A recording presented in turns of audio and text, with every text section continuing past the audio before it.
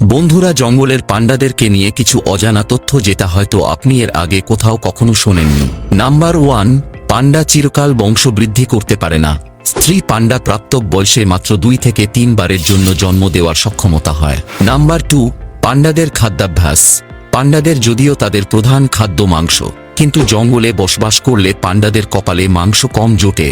প্রকৃতি অর্থে তাদের খাদ্যের 99% খাবার আসে বাঁশ থেকে। তারা প্রতিদিন প্রায় 12 থেকে 38 কেজি বাঁশ খায়। নাম্বার 3, পান্ডার হাতের গঠন। পান্ডাদের হাতের শক্তি সাধারণত মানুষের থেকেও 2 গুণ বেশি, যা মূলত তাদের সারা শরীরের একটি অংশ। এই শক্তিশালী হাত দিয়ে তাদের বাঁশ ধরতে সাহায্য করে। নাম্বার 4, তারা খুব অলস।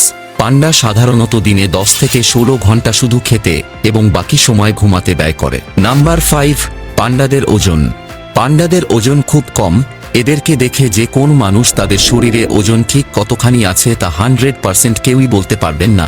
পান্ডাদের জন্মের সময় মাত্র 100 থেকে 150 গ্রাম হয়, যা তাদের মায়ের থেকে 100 থেকে 1% মাত্র।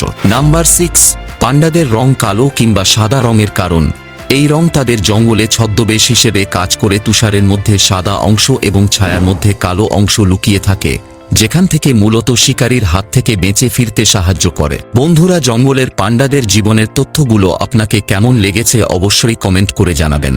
আর এনিমেলস বাংলা চ্যানেলটি সাবস্ক্রাইব করতে একদমই ভুলবেন না। আর আমার এই ভিডিওটিতে একটি লাইক দিয়ে আমাদের অন্য অডিয়েন্সদের দেখার সুযোগ করে দিন।